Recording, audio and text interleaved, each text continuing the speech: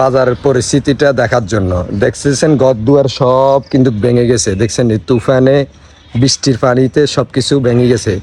এই গাড়ি এন্দি দমকল চালাই দিছে কতক্ষণ আগে থেকে। তুই এনে খালি আরো অকমানি করে দেবে কেন? তো তোরে আনছি আই এনে কুদরে ভিডিও করবার লাই, তুমি এন্দি দমকল চালাই দিছে যেন হইছে। এটা তো আল্লাহ জানি, এটা কি দড়ি রাখতে কোনে হারে এনে হানিয়ে হানিয়ে হানিয়ে হানিয়ে জীবনটা এনে অতৃষ্ণ হয়ে গেছে কই।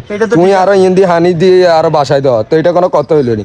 দেখছেন নি বন্যাতে গরগা নজ্জত হয়ে গেছে কই। মানে আপনার কথা হিসাব করি অনেক বন্যার মানে কিছু ড্রাইভার আইও নিতে হবে কেন? তো কি অন বন্যাতে এনে হানি জাগা জাগা হানি সব বড় হয়ে গেছে। অনেক তো সিবি সাবি রাখতে হবে, জিয়েনে হিয়ানে হানি ডালন যাইতো না।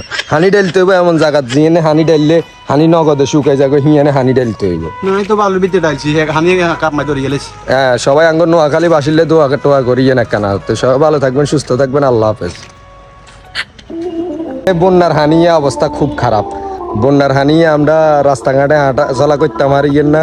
নোয়াখালীবাসী আমরা এতটা কষ্টে আছি যা বলার বাইরে, আপনাদেরকে বলি প্রকাশ করতে পারলাম না। আসলে আমাদের যে খালটা আছে এই খালটা এখন পর্যন্ত খনন হয় নাই।